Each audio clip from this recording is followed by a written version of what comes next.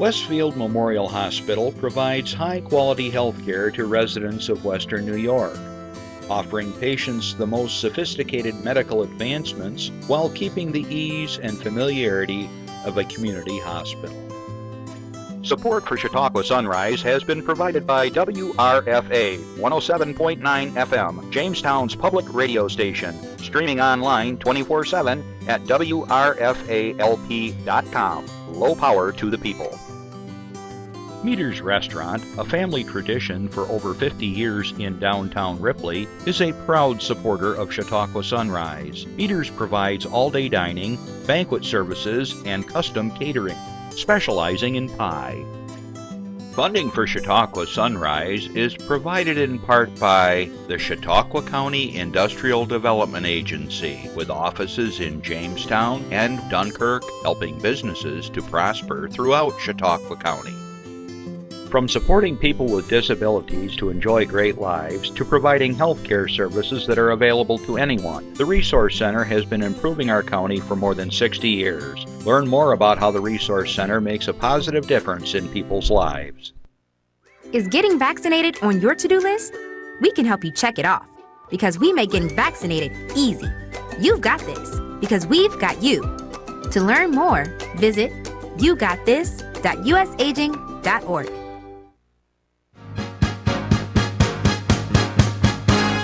From the Access Chautauqua Studios in Mayville, it's Chautauqua Sunrise. Chautauqua Sunrise is hosted by Doc Hamels and supported by the award-winning volunteers at Access Chautauqua.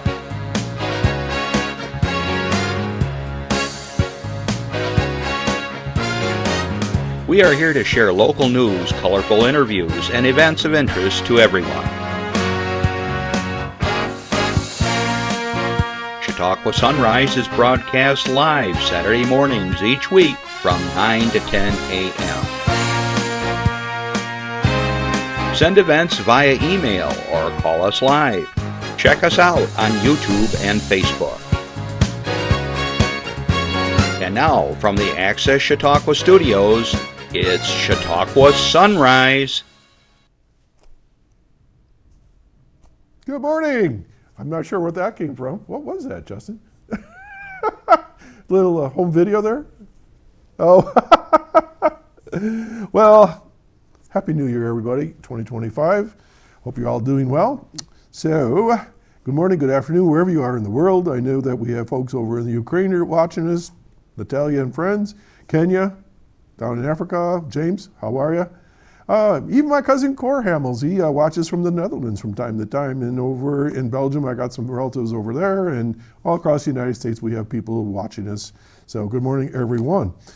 Good afternoon to all my listeners on WRFA 107.9, Low Power to the People, Jamestown, Tuesdays at 1 o'clock. Thanks for tuning in. Today's topic is going to be a heavy one. We talked about this last week, and we do this just about every year now, the first show of the year, because it's Human Trafficking Awareness Month, and we're going to be talking about one of those dark topics that we need to talk about. And if you have followed Chautauqua Sunrise, we try to put a spotlight on just about everything in the county, in the general area. I don't think there's any topics other than politics, because I don't talk politics, but everything else, social and local, the good stuff, the dark stuff, and the ugly stuff. So today we're going to talk about some heavy duty things. So I would encourage you to watch it and to listen to what my guests have to say today and think about it, and perhaps you may be able to help somebody in a dire situation, but we'll get to that in a little bit. Throughout the show, if you do have a question for my guest or a comment, some kind of announcement you want to share, give us a call at 716-753-5225, 716-753-5225. And if you can't call in and you have something you want to share with us, which many people do, you can email us at Chautauqua Sunrise, all one word, at gmail.com. Okay, again, Chautauqua Sunrise, all one word, gmail.com. And if you like to go to our new website, Chris put this together for us just before Christmas, I guess it was, or the New Year. thereabouts. It's really a cool site. I was surprised to see it. ChautauquaSunrise.com. ChautauquaSunrise, all one word.com. And if you go there, you're going to see all the shows back to, I'm amazed, 2014. There's like 543 shows on there. And why do I tell you this? Because lots of time people say, well, what was that guest that talked about, and you can do a search. You can go back this year or last year, look at some of the shows we did and so on. And we also announce who's going to be on the show coming up. So it's a great site, and I do thank CRISPR for taking care of that for us. Okay, so I said Happy New Year to everybody. Wow, what a week the difference makes, huh? We lost our president, 39th president, Jimmy Carter, 100 years old. Wow, what a great guy. You know, it's always funny, you know, some people will just attack somebody because they didn't like something or this or that, or they say he was this kind of president. But when you look at his life as a whole, what a legacy. I mean, I watched that guy with Habitat for Humanity, I believe it was, that he worked with for years. And there's a former president of the United States with an apron and nails and a hat and a bandana, and he's hammering into 2x4s or whatever for years and years and years and years. So just a good soul, and he sorely will be missed. And it still gives you hope that there are lots of people out there doing good things. Of course, then we had the New Orleans situation, and you know, we've been on the show now, the air, for all these years, and it seems like too many of these dark topics, situations that we've had to discuss and so forth. And I've run out of things to say about these situations, whether it's a shooting or it's a situation like this, or something like a pandemic or whatever. We have had all these highs and lows throughout the years we've been on the air, and my heart goes out to all those folks, and I just hope that they can find some peace somewhere along the line, and I just hope we don't have any more of these situations. So we'll leave it there. If you're out and about today, road conditions vary depending on what part of the world you live in. Ripley, Westfield, 20, I came over today, Route 20, and it was pretty good. Just here and there, you had some drifting. Once I came up Mayville Hill, weather changed, lots of wind, icy roads. Here in Mayville, the roads are slippery. I pulled into Maple Street off of Route 394, and I was in four-wheel drive, and I just went right for the snowbank. Luckily in slow motion, just had to reconnoiter the situation. So I encourage you to go slow this morning if you're out and about. I understand Jamestown was kind of dicey too, right? And Route 86, I talked to my son Justin. He was out towards Cummins this morning. He said roads are icy and snow covered. So, you know, last couple of days we've had snow covered roads. I get these people behind me that want to go like bandits, and unless you've got an emergency vehicle, I don't know why you got to go so fast on these roads. I really encourage you to slow down a bit. You might say, I got to get there, and so, well, leave earlier. You know, give yourself a little extra time. And you might say, well, you know, if I go faster, I'll get there sooner. Well, how much sooner are you going to get to someplace if you're only going like 10 miles or 15 miles? I mean, to speed or speed up faster, you're going to pick up about 30 seconds. That's about it. So just please clean off your cars, get your windows defrosted, and make sure you're in the right gears, whether it's two-wheel drive or four-wheel drive, and just kind of plan ahead. This is really like old-fashioned wintertime now. Last couple of years we were really spoiled with hardly any snow and all that sort of thing. So just a word to the wise. I've been out on the roads, and they're pretty crazy out there here and there. Okay, we had a little ad there for the COVID vaccine. Okay, well, everybody sits differently on the situation, whether you're pro-COVID vaccine or not. All I can tell you is right now COVID is on the rise in the area. I can tell you pneumonia is on the rise in the area, and I can tell you that flu is on the rise in the area. Is it a pandemic? No. But if you want a chance getting anything, okay. If you want to get the vaccination, it's up to you. I just encourage you to think about that. I get all the vaccines that are out there, and so far so good. I've had COVID twice. I don't want to get it a third time, okay? Especially the pneumonia and those kinds of things. As you get older, it'll knock you down pretty hard. So just think about that. If you have any questions, of course, give our friends a call at the Office for Aging Services. If you're over, 55, you have some questions about vaccines. And if you're under 55, Call your doctor if you're interested in, right, your pharmaceuticals, your pharmacies, and also your primary doctor. And most of these vaccines are free if you haven't got insurance, so just think about it. I want to say hi to Randy Burt, who is off-site monitoring the situation today from Jamestown. I hope everything is coming in crystal clear, Randy. And I know the weather was a little wonky, and he decided to stay back and check on sound checks and things like that for us. So if you call in, you'll hear a different voice than you may usually hear. Okay, I have a few announcements, and we're going to get to our guests that are waiting in the wings here. All right, are you ready, Jeff? Here we go. Slide 15, award-winning movies. Golden Globe nominated films called A Real Pain and Gladiator 2 to show at the Reginald Lennay Center for the Arts.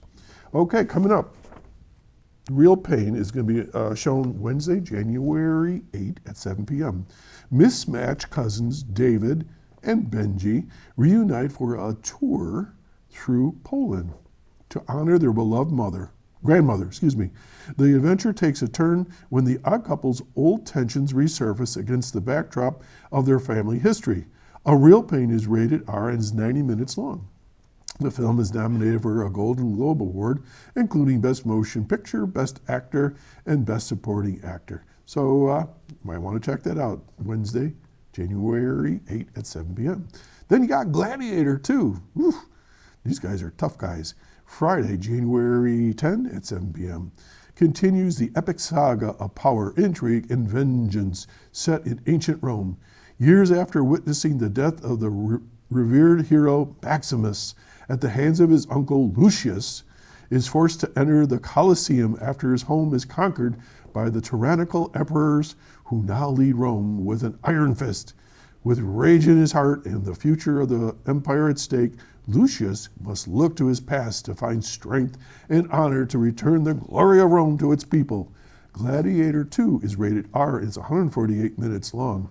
And this film was nominated for a Golden Globe Award as well for Best Supporting Actor.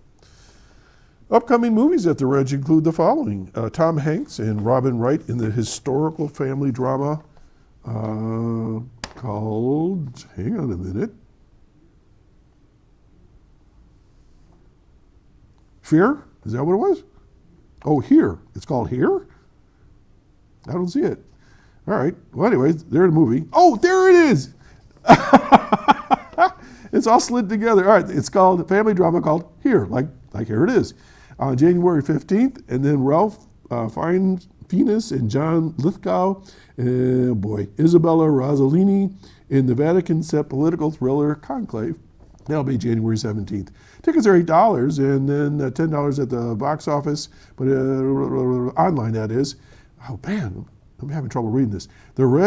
Tickets at the Reg are $8 in person at the box office, $10 online, and you give them a call at 484-7070, and that's over there in Jamestown. Okay, so check it out on 3rd Street. All right, now this is kind of interesting little one. This is the Dwyer Vet Musicians Group.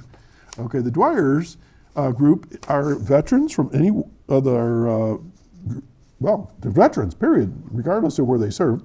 And it says here that Cindy Reedy posts, dust off that old guitar, pull that clarinet out from under your bed, restring your high school violin. Join them on January 16th at 10 a.m. at the Christ First United Methodist Church over on Lakeview Avenue in Jamestown. If there's interest, they'll be working on finding some music to play together as a group. So this sounds like a lot of fun. So if you're interested, you can go there. Again, Christ First Methodist Church in Jamestown on Lakeview at 10 a.m. January 16th. Or you can contact Cindy at Reedy C. So it's her last name, REIDYC, at chqgov.com. Okay? So it sounds like fun. And a lot of times you get some folks together that haven't played their instruments in a long time, and it's really a lot of good feelings, and it's a great experience to play music. I've been doing it for years. Okay, then she has some other things that I want to share with you. Okay, so Vietnam Vets and Friends Coffee Hour, Mondays 10 a.m. at Christ First United Methodist Church in Jamestown on Lakeview. If public schools in Jamestown are closed, they will not have coffee. But right now, on January 13th, they have special guests from Good Skills. This is all at 10 a.m. January 20th, there's no coffee due to the holiday. January 27th, DAR Cookie Day. Don't ask me what that means, but you're going to have cookies that day. Since our baker is out of commission for our Monday morning treats, we are looking for anyone willing to bake some cookies for the group. Cindy has a bunch of cookies in the freezer at this point, but they're going through them fast. Okay, then there's a color guard practice on January 9th at 6 p.m. at the Saraden Legion. Let's see, gala committee meeting. We had a big gala last year. On January 6th, 5 p.m., they'll be meeting at the Doubletree for dinner, and that's January 6th, 5 p.m. Nursing home visits. The residents, vets love visitors, so they're doing a visit on the 7th at the Hultquist, 8th at Magnolia and Frewsburg, January 10th, Heritage Green, and 21st at Heritage Park. These people are busy. They're checking in on vets that are in these various nursing homes. They're taking care of each other. There's a support group meeting Wednesday at 11 a.m., and that's to support mental health at the Mental Health Association at 31 Water Street in the Gateway Building. Woo! If you're into Dungeons and Dragons, Justin, do you ever do that? Me either. But there are people. Thursday at 6 p.m. at the Faulkner Legion, snacks are served. And Sundays at 5 p.m. at the Myers Memorial Library in Frewsburg. So that's Dungeons and Dragons. And then finally, you have the Dwyer Advisory Committee meeting, which is going to be held January 8th at 6:30. And they're going to be planning all sorts of things for the coming year. And that's over at the 567 Fairmont Avenue, Warburg Plaza. And that's the home of where the Chautauqua Veterans group have their offices. I've been there a few times. So anyways, that's January 8th at 6:30 on Warburg Plaza. That's all announcements I have at the moment. So we're going to take a little breather and we'll be right back. Stay tuned. Hi. Hoping for a crisp breeze to help keep you alert. Oh, he took a sip of water too. That'll probably help. You were probably going to turn down the radio too, so you could focus, right? Probably okay isn't okay. Right. If you see a warning sign, stop and call a cab, a car, or a friend. I think the water line is what really drove it home. I blew on him. Driving is buzz driving, it's drunk driving. And this time of year especially, get a DD, designated driver. I've been doing that role for years for folks. There's nothing wrong with having a drink or two, but if you are over your limit, don't chance it. I mean, if you see what happens when you've been drunk driving and you have an accident, it's serious consequences, let alone life and death. So please be safe out there if you're imbibing and partying. Okay, with no further ado, I want to welcome back two guests that are no strangers to the studio. I want to welcome back Emily Spielman and Saraden Randall, and they are with the Child Advocacy Program, and we're going to get into the deep topic of human trafficking. And we have put this particular topic on the air. This is the fourth year, I believe. I think folks that worked with the agencies before you were started here with me to begin with, and so we're continuing. Seems like a kind of a heady topic to start the year off, but it's Human Trafficking Awareness Month, correct? Yes. So who wants to start? Oh, I can start. All right, so Saraden, tell me where you're from and how you got involved with this whole agency and topic. I'm from Jamestown, and how I got started on this topic, I also work at the New Center for Domestic Violence and Sexual Assault, and upon learning more about trafficking and seeing the intersections between interpersonal violence and trafficking, that really piqued my interest in how to help youth more, and giving them protective factors and education and awareness really drew me into the trafficking role, and now I'm the Safe Harbor Coordinator, Anti-Trafficking Coordinator for the county. When you were growing up, is this what you hoped to do? I know that seems like a silly question, but it's like, how did you get here? You know, because sometimes people say, well, how did you navigate to get to this point? You know, I kind of knew what I wanted to do, but never got there. Yeah. I went into a different direction when I was a kid. You know? Real strong advocate personality, where I advocate for myself really hard, and I advocate for others who are less fortunate or don't have the ability to advocate for themselves. And I'm also really interested in the law and the rights of people and making sure that their rights are not being violated. So I was thinking like a lawyer, but to be honest, the amount of schooling and debt freaked me out. So I didn't want to do that. And yes, trying things here and there and dabbling here and there kind of brought me there. Growing up, I was interested in being a lawyer as well. And so I didn't go down that road, but I ended up getting into education law and negotiations and arbitration. So I sort of did it through the back door. So I like you, I'm really interested in law. Okay, thank you. Emily, what's your background and how'd you get involved with all this? So I graduated from college. I wanted to get away and experience different, areas. So I went down to college in North Carolina, and I still had no idea what I wanted to do even after I graduated. So I just kind of jumped into the working world and, figured I'd get some experience and see where that led me. I started out my first professional career, I guess you could say, at Prevention Works at a substance abuse agency, and I loved that. Doing prevention education, spreading awareness, doing outreach, and working there several years. It always just something that stuck with me is that substance use comes from somewhere, right?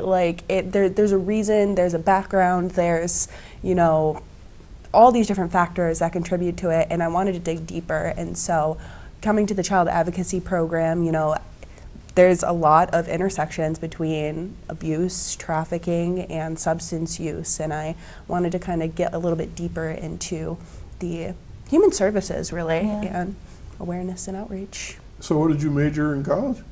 I created my own degree. Okay. Yes. So what that means is I switched my major 3 or 4 times, and so I had to put something together. But it was mental health and wellness was the overall my major. Well, obviously it fits. Yeah, absolutely. We have so many different degree types in our agency where people started with one major or another, and it comes together so well because there are so many intersections. Absolutely. Like I have a paralegal degree and you have your degree. We have one who has a degree with languages, and that's been very helpful. Criminal justice degrees. We have a wide variety, but because there are so many intersections, we're able to meet together and discuss these things to really help the families that we work with. Okay. Emily, I think you mentioned that substance abuse drove you to this topic of human trafficking as either a root cause or some kind of connection there, some kind of a nexus. So can you talk a little bit more about that before we get into the heart of the matter here? Yeah, when we're talking about substance use or substance misuse, it can happen for many different reasons, whether it's experimentation, whether that is maybe you have that genetic background where you have that addiction gene within your DNA. It could be maybe someone did experience abuse when they were young and they don't have the proper coping skills, or maybe they do have some coping skills, but substances is a quick fix, right? It changed that mental your mentality quickly, right? And those coping skills and those resiliency skills, they work, but they take time. And so just really meeting people where they're at to provide them that support and provide them that resiliency skills and the coping skills and the mental health support so that they can, be their own person and not have to rely on those substances. The reason why I bring it up, and again, there's so many sides to this topic, and you'll see where I'm going, I think, in a second, is this whole issue of cannabis and opening up stores and outlets. And there's medical cannabis, and it's a CBD, whatever. I'm no pro on this matter, but having legal outlets for it for people of age, but that opens up opportunity just like any other situation. So do you have any thoughts on that right off the bat? Since we talked a little bit about drugs and stuff. My personal thoughts and opinions on it. I mean, they're certainly not the stations or mine necessarily, but yeah. Yeah, when it comes to the legalities of it and everything, just use responsibly, right? Like you were saying, don't use and drive. Marijuana affects you the same way, not the same ways, but it does impair your driving as well. It impairs your judgment, it impairs your depth perception, all of those things. So, just do your research, make sure you're making the best decisions for yourself and your life, and if they're not old enough to buy it themselves, then don't supply it. Right. It's like drinking, Absolutely. underage drinking and stuff like that. And you know, we talked about the amygdala, I guess that's the term, you know, where it stunts the growth of young people if they drink. So, I mean, just gotta understand what y'all putting in your body. Saraden, any thoughts on this whole movement now? I think there's pros and cons to any substance that impairs the way you think and changes your mood. It does have a big impact, but having the ability to go to a reputable place that is more monitored and controlled instead of having people go to other places for Some them. alleyways. Yeah, it has its pros and cons, but you know, I guess we'll see. But I'm not that educated on the topic, so I don't want to misspeak on it. Well, and I'll conclude with this. You know, as far as the way I look at things, if it's like alcohol back in the Prohibition days, people were making all this crazy stuff and it was killing people. So, you know, we still see people are dying from using various drugs that are laced with various things. So if you know that you're of age and responsible for yourself and you make the choice to use whatever, go to a source that you know that is pure, clean, and it's not going to be harmful beyond whatever that item, you know, does to your body. And the last thing I want to say on this, because I do want to get to our human trafficking stuff. But I wanted to talk about the connection. Absolutely, yes. There's also test strips too. So there's fentanyl test strips, xylazine test strips that you can test any sort of drugs so that you know that if there's something present in it that you're not expecting. Okay. Yeah, that's super important. And the Narcan, get Narcan trained, carry Narcan with you. It's out there, and it's easy to get the Narcan and be trained to save a life. And Okay, so we have a little connection to that situation because you said it does influence human trafficking. And I'll be quiet on that topic, but I have been seeing things in the newspapers and things, and I wanted to just broach that a bit. All right, so where are we going to start? Let's define human trafficking. How's that? Ooh, yeah. So human trafficking is the taking someone and compelling them to engage in sexual acts or forced labor through force, fraud, or coercion, and if it's for sex purposes, if they're under the age of 18. And that is what human trafficking is. It's human trafficking if you're over 18 too, isn't it? Yes, and they have to show force, fraud, or coercion if they're over 18. But if they're under 18, anyone who is having a youth engage in sexual acts right away and they're giving something of value in exchange for that, that is automatically sex trafficking. Okay, so it's like human/sex trafficking? I mean, it's like the component together? Yeah, human trafficking covers both labor and sex trafficking.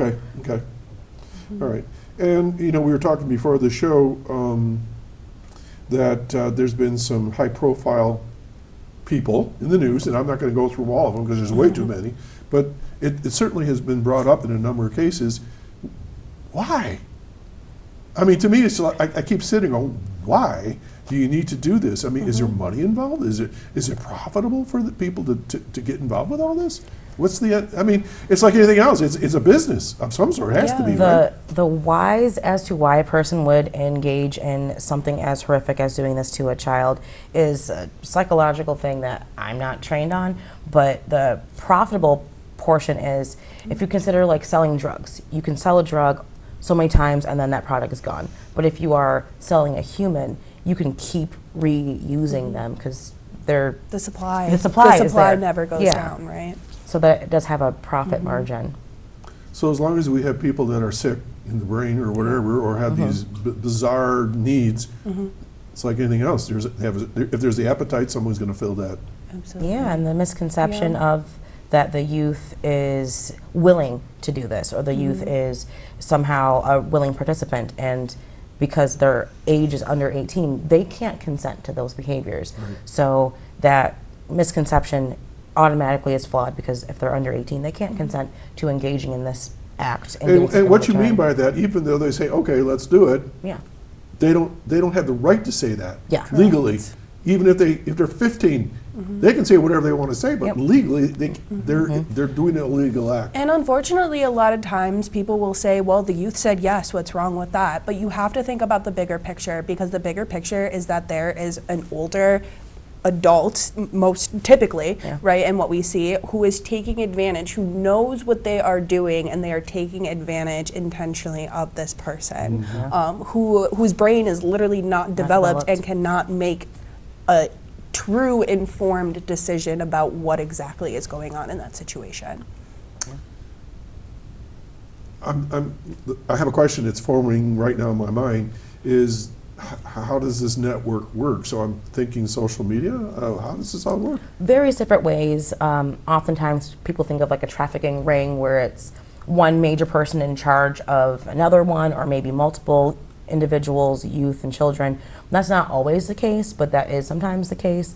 But sometimes it's just a small interaction where it's a youth and an older person, and that still constitutes as human trafficking. So it doesn't have to be a conspiracy ring or anything of that nature. It could just be, it could be online, it could be in person, various different ways that an older person will gain access of a youth or numerous youths. And a lot of times too, with like the online portion, CSAM or child sexual abuse materials, which could be pictures or videos, they're often used to keep that person within their control, right? Because they're using threats, they're using blackmail, they're saying, if you don't do this, then I'm gonna take these and I'm gonna send them to everyone you know and ruin all your future opportunities. Which is Holy a great cow. example Yeah, of that's control, how, with the trafficking, they're not being kidnapped and not being held somewhere captive and locked up. They're using other means of control. So psychological means of control, trauma bonds,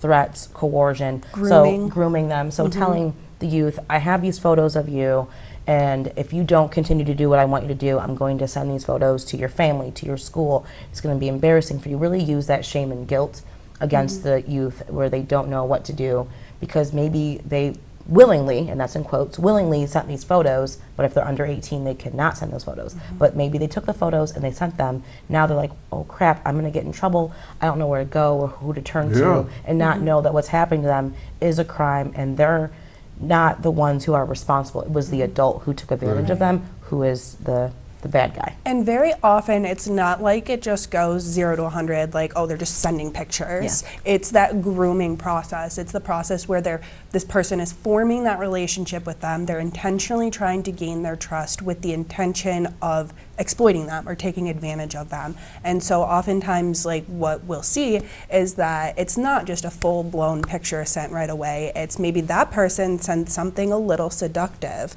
It's not too risque, but just a little bit. And then, then they send something back, and it slowly progresses until it gets to that point. So it's not like these things happen just overnight all of the time either. There's that grooming process that happens. Trust gaining is super important. This is making me think, and I have no idea if this is any connection whatsoever, but y'all have a text message, right? How many times have we gotten these oddball texts that says, how are you doing today? Or are you having a great weekend? Or I haven't heard from you from a while. And that makes me think, if you were a kid, who is this? And say, who is this? And then there begins the grooming, as you call it. And I think that people don't realize that grooming can be lots of different things. It could be like making a friendship, and they tell you they are so-and-so, and the next thing you know, you're sending them money. Or the next thing you know, you're meeting them somewhere, and who knows what happens after that. So I think everybody has to be on their guard for this seductive kind of behavior, whether it leads to sex or losing your credit card or your retirement. There's people out there, they're fishing all the time. So where do we go with all this? So I know you got a program and a project. We've got slides. So I'm going to let you drive the show here. Sure. Do you want to show the first slide if you're able to? Because it is Human Trafficking Awareness Month. January is Human Trafficking Prevention Month, and this has been the case every year since 2010. And the President dedicates the month of January to raise awareness about human trafficking and to educate the public on how to identify and prevent the crime. And the theme for this year is connecting the dots, strengthening communities, and preventing trafficking. And each year has a theme. Each week has a specific theme. So week 1 is Introduction to what Human Trafficking Prevention Month is. The next week discusses labor and exploitation that way. And then week 3 is connecting from emergency and other transitional experiences. Week 4 is online harassment and online abuse. And then the last week of this month is trafficking and interpersonal violence. So the connections between all of those different experiences and things that can happen. So we've already touched on some of We those. did, yeah. Just naturally see how Right. it's connected to all these different things. So how long has this been going on, is this Since theme? 2010 has been the awareness month, and this theme is just for this year. Every year is a different And you theme. know, people don't realize that this whole topic this whole situation has been going on for thousands of years. I mean, I've read about, these Roman emperors that just were abusive in all shapes and sizes, and that kids were just fodder.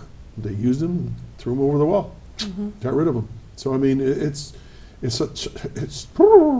makes my head spin how sick some people can be in this world. Yeah, and we think that we're advanced in our society, and I hope to think so. I think we've gotten better, but there are still, unfortunately, crimes that are still existing, and crimes that are existing in our community that just because we don't want it to be doesn't mean it doesn't still exist. And if we turn our head away from it and act like it doesn't happen here, we're doing a disservice to all the youth who are unfortunately experiencing this. We should all do our part to become aware and educated and know how we can prevent various types of crimes. So here in Chautauqua County, and we're going to get to your statistics here in a bit, the human trafficking that's going on, is it just within the county, or is it like multiple state, multiple counties, multiple countries, whatever? I mean, what's the feeding sources? Is it The local? whole the world, above? whole world has different amounts and types of trafficking. I focus on us here within our county, and every county in New York State has a safe harbor program in it, and they all operate a little bit differently, but New York has a safe harbor program and it operates in every county, and every state has different types of programs and awarenesses about human trafficking. But here in Chautauqua County, is it more county-based trafficking, or is it coming in from outside of the county? It's more county-based trafficking with the individuals that we work with, but there have been people who have been brought from this county to other counties or other states, or vice versa, where they're being brought into the county. But that's a very small amount Very of small our amount. cases. Yeah, very small amount. And that's where I wanted to go with this topic, is that we need to look at ourselves. Yeah. Right. And don't say it's a cartel or it's, Yeah. something or whatever, Asian. I'm making this up, from other worlds and stuff. We have a phone call right now. You ready? Sure. All right, good morning, caller. Hey, good morning, Dak. Hey. Hey, how's it snow up in West or Mayville? Mayville is just icy roads right now and windy. How's Jamestown? Yeah, I got a couple questions. I think you just answered one. Yeah, go for it. The summer season with all the tourists, does the trafficking pick up? That's interesting. Is it seasonal is really the question. I would say no, because it's not people, again, it's not people getting brought here or people being brought other places, and it's not necessarily people who are doing these crimes are from other places coming here. People who are doing these crimes are already here, and the kids who are being victimized are already here. So no, and I know that like the highway, we have that major highway out in the Dunkirk-Fredonia area is a spot people kind of think of because it's a road, but trafficking isn't trafficking and moving the person. The trafficking word kind of confuses people, and I do have a slide on that one too, but it's confusing people with what smuggling is. Smuggling is the illegal movement of a person across borders, and trafficking is the illegal force, fraud, or coercion of a person to compel them to do sex or labor. So no, it doesn't really pick up more in the summertime because people are here. It just is still happening. Yeah. And my second question is, how many people get caught in Chautauqua County, like arrested for trafficking? Is it high or is it not that high? That's an interesting question. I didn't think to ask that I'm question. not sure if you heard my big sigh, but Yeah, it's our portion and what we do is for the victims. We're victim focused. We aren't the ones doing investigations. We're not out there trying to arrest people. We're not trying to go undercover or anything. So that whole side is law enforcement, and that's above my pay grade and my ability and my level of wanting to deal with that. So I don't know. But charging with these crimes is really difficult and really hard to prove. And that is unfortunate for many cases of child abuse, whether it's child physical, sexual abuse, and then same thing for like sexual assaults. It's really hard to arrest and charge people with these crimes. So that makes it a challenge. And also, you have to have a victim who is willing to go through that process, and that's very traumatizing to them. So what we focus on is getting them hope, healing, and justice in whatever form that they want, and it may not be pursuing charges legally on an individual or individuals. Right. And to go off of what Saraden says, we do work with a multidisciplinary team, so we are not the ones who investigate, we do not charge, like we don't do prosecution, none of those things, but we work with people who do. And so we work very closely as a team. We have signed contracts that we can communicate with one another to reduce the trauma that the child has to experience when asking and seeking for help. And also to like going off of what Saraden says, you know, it's a very long process when you're going through prosecution. It's very traumatizing on top of already, you know, experiencing trauma. And also because these things, we just need so much more public awareness because these processes do take a long time. And oftentimes we are working with these victims. If, you know, we're working with these victims, and if they choose to go through with prosecution, we're providing mental health support. We're providing medical support. We are providing all of these things. Basic needs. Yes. And so by the time, you know, they're up in the courtroom, it could be years at this point, right? And then you have a jury of people who are expecting a traumatized, emotional child to, you know, present this in front of people, and that's not always the case, right? You know, they could have done some form of healing. They could have, you know, refigured the situation in their mind. They could have any type of emotional response during that, and it's not always what the jurors typically expect. Yeah, and the jury education is so important because, like Emily said, they are expecting a little child who is traumatized, who is, you know, crying and hysterical. But by the time we get to that point, hopefully we have been able to provide them some sort of healing, and they're more calm. Or because this is terrible and being up on the court stand is scary, they're more like subdued. And juries like to see in their minds younger children, but when we have teens, and oftentimes my clientele are teens and older teens, that's a bit harder for them to understand that victimization. So jury education is important. Does that answer your question, caller?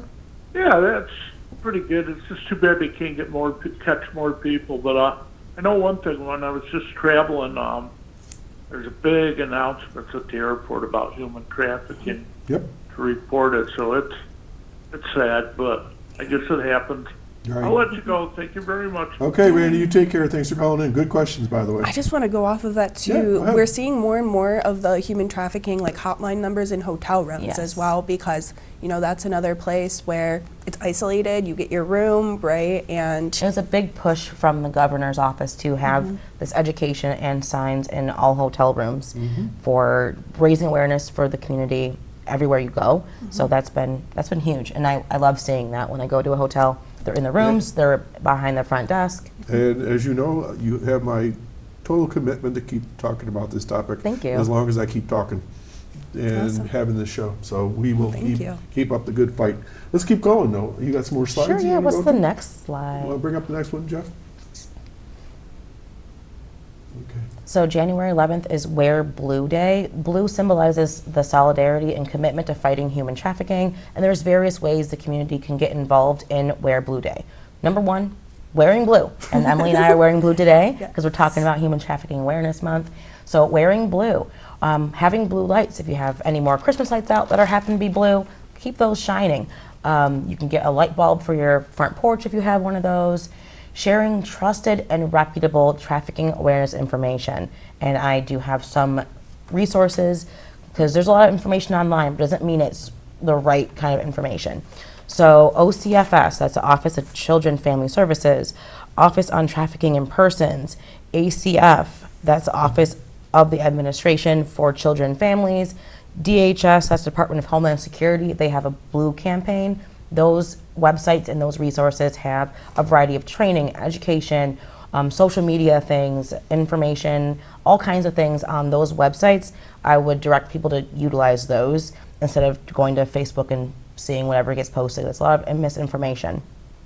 And then people can participate in trainings and education on trafficking.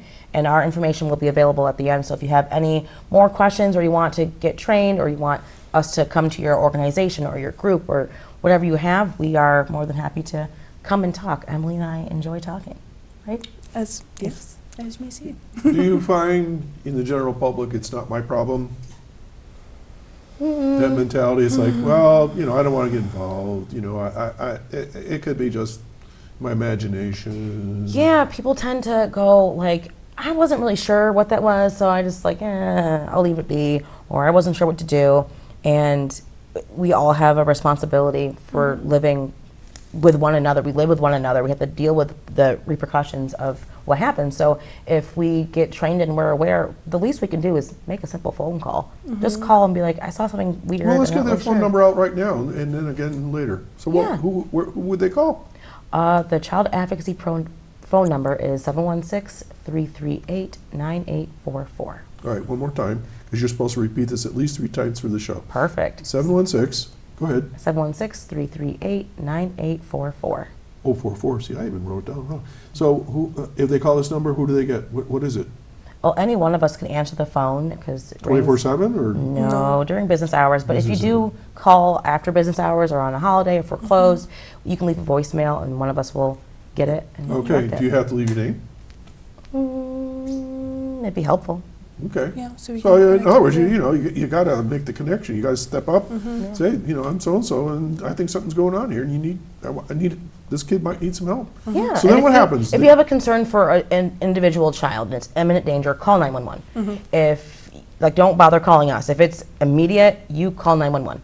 If you have a concern of a crime that's occurring, but it's not immediate, then you can call your local law enforcement and discuss with them. There's anonymous tip lines if you don't want to give your information, although it could be helpful just in case we have additional questions or aren't sure of what street you were on or what street this happened on. So that's helpful too. Or if you are concerned of child maltreatment or neglect or abuse, you can always call the child abuse hotline. Again, those are also anonymous. Okay, super. All right, we have more slides, so let's keep going, because Yeah, I don't want to run out of absolutely. time here. Okay, Jeff, want to bring up the next one? And these are our stats for the county. So far, since Safe Harbor has been started, we have had 404 youth to be referred to the Safe Harbor program. And this started when? This started in 2016. So it lasts 8 years then. Yeah. And this is just Chautauqua County. Yeah, this is just our county. 404 referrals, okay. 75 of those have met federal definition upon referral, and that can change throughout the investigation, throughout getting to know the kid, but 75 have met federal definition of child sex trafficking. 231 of those who have been referred are at high risk, and the average age upon first referral is about a little bit over 13. But that is not the first age that they have been victimized. That's the first age they've been referred to our program. What about breakdown by gender? I don't have a breakdown by gender that I have on In your hand, but mind then, more girls than boys, or more pretty even? girls are referred, but boys are also being victimized. It's Okay. oftentimes people think of this crime as female focused, and they tend to think about the females, and they see the red flags and warning signs more often in girls than they do in boys. But that's because people are thinking it's happening to girls, but Right. boys can be victims Right. as well. So there was 404 referrals. That means somebody was paying attention, at least being brave enough to make the referral. Absolutely. So Yeah. And that's also, good. too, we have our mandated reporter laws, too, and human trafficking is covered in those mandated reporter laws Right. as I well. would actually. I think I'm still a mandated reporter per my certification in education. So I mean, I was a mandated reporter when I was in school. So yeah, I had to make those CPS calls from time to time. And they've recently updated the mandated reporter training, and it's more interactive and it's more informed. So if you haven't taken one lately, take one. It's great information, very helpful. A lot of stuff's online. Yeah, it's online. Yeah. All right, next slide, Jeff. So some common myths and misconceptions, which we did discuss a little bit, is that they oftentimes are not being physically restrained or locked up, and they don't have to be considered a victim. They're using other means of control. So traffickers use psychological means of control, those trauma bonds, those threats that Emily was mentioning, like if you don't continue doing what I'm saying to do, I can hurt you, or I will do this and that to you. Or an animal, or a family member, or anything along those lines. That's far more common. So, and that's what you mean by trauma bond? Is Trauma bonds, like bonding with someone through some sort of trauma. So if someone's in a car accident with another person, you have this bond of this trauma you've gone through. A lot of times a trafficker will create trauma to the person that they're going through, but then they're also the savior. They're also the person who's there to comfort them. So that's created a huge unbalance, but it's also made this connection with them. So I did you a big favor, and now the grooming starts, perhaps. Well, Or it's probably It started probably- before then. yeah. getting pulled in because you had this situation. But that's part of the grooming, right? Is that control? Because if something horrible happens, Right. it's going to be followed up with something amazing. Like that low is going to be followed up by a high, to keep that person within their control. Right. Which also seems similar to domestic violence, where the cycle of abuse, where it's sweet and loving and kind in the honeymoon phase, and then the acute battery or the abuse happens, and then they're apologetic and they're sweet and they're loving and they're kind, and it goes in a circle. And that also happens with trafficking situations, with a trafficker who's controlling them, manipulating them, and is abusive and causing these traumas to happen. Then they're sweet and they're loving and they're kind, and it looks very similar, which is another intersection of trafficking. Okay, next slide, please.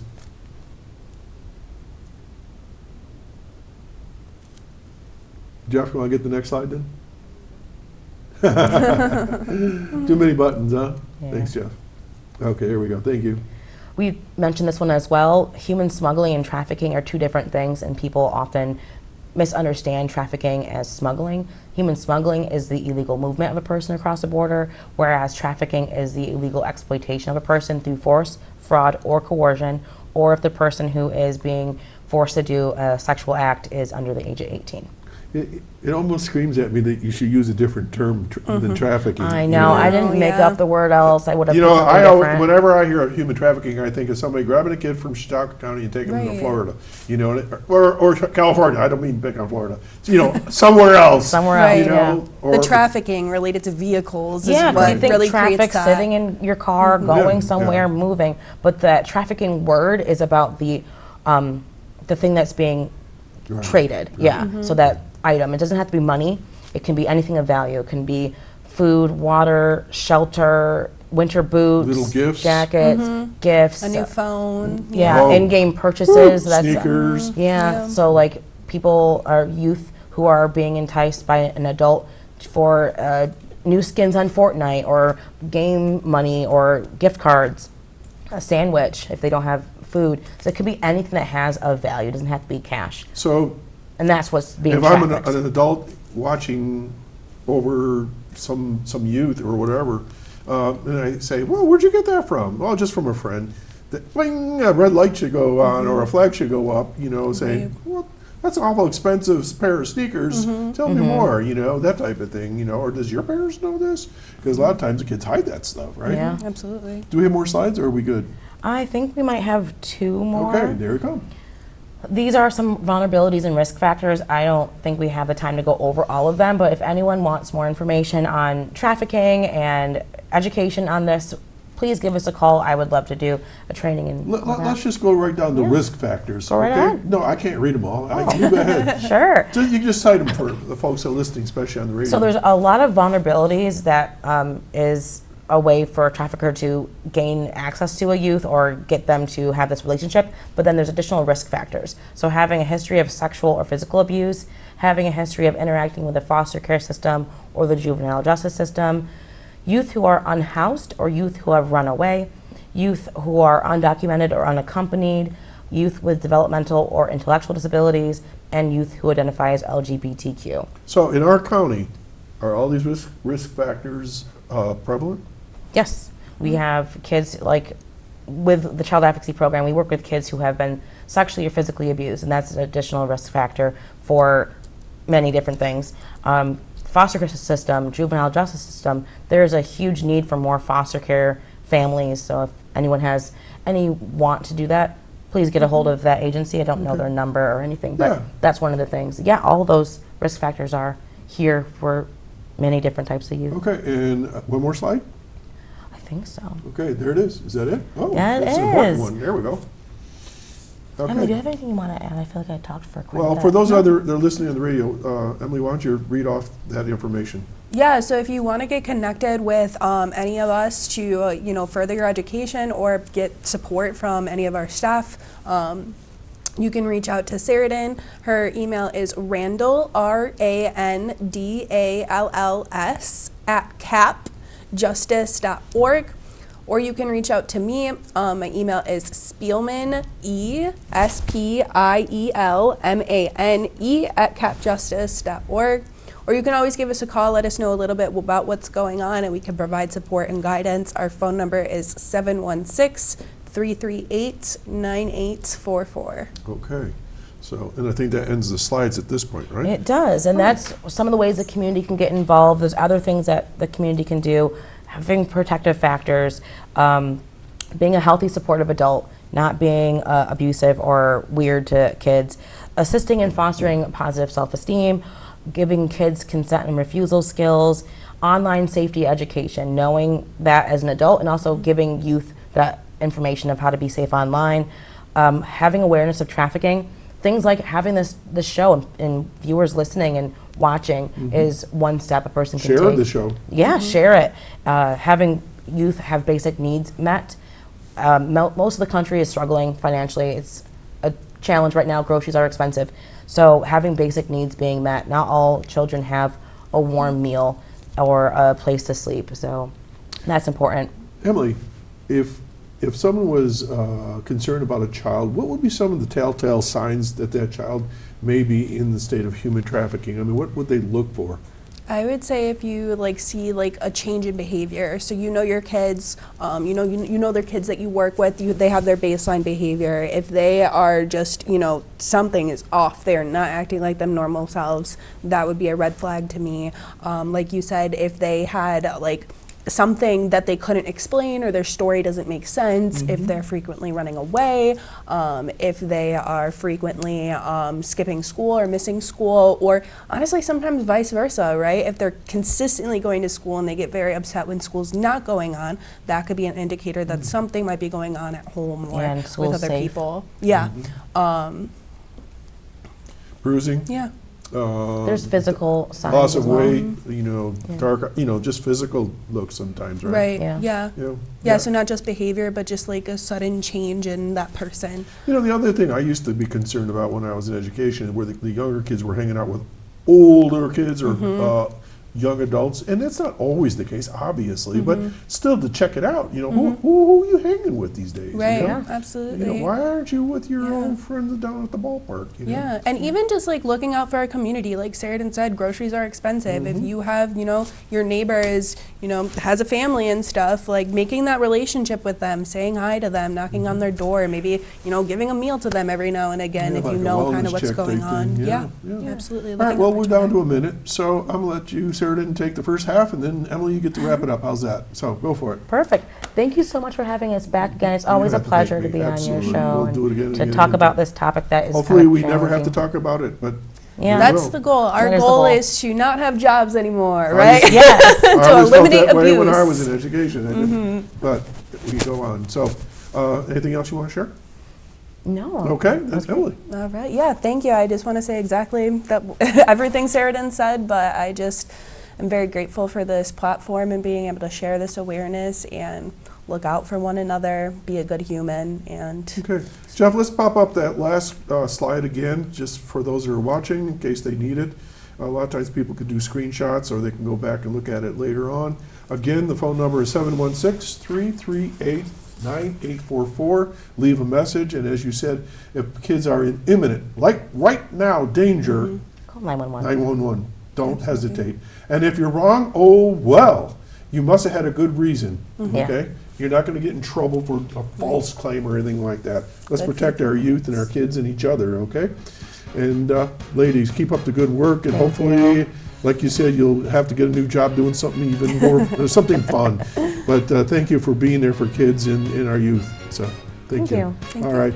Folks, I hope you learned some things. I always learn things when these ladies show up here and share their jobs and what they're dealing with. And so let's take care of each other. Start out the new year on the right foot. Wear blue next Saturday, January 11th. I'm gonna. I wrote it down. I'll be in blue next week. All right, we'll do this all again next week, right here at Access Chautauqua, 1301 on Spectrum. Take care, and you all can see us on our Facebook page, Chautauqua Sunrise, and on YouTube forever and ever. Take care. Bye-bye. Drive safe.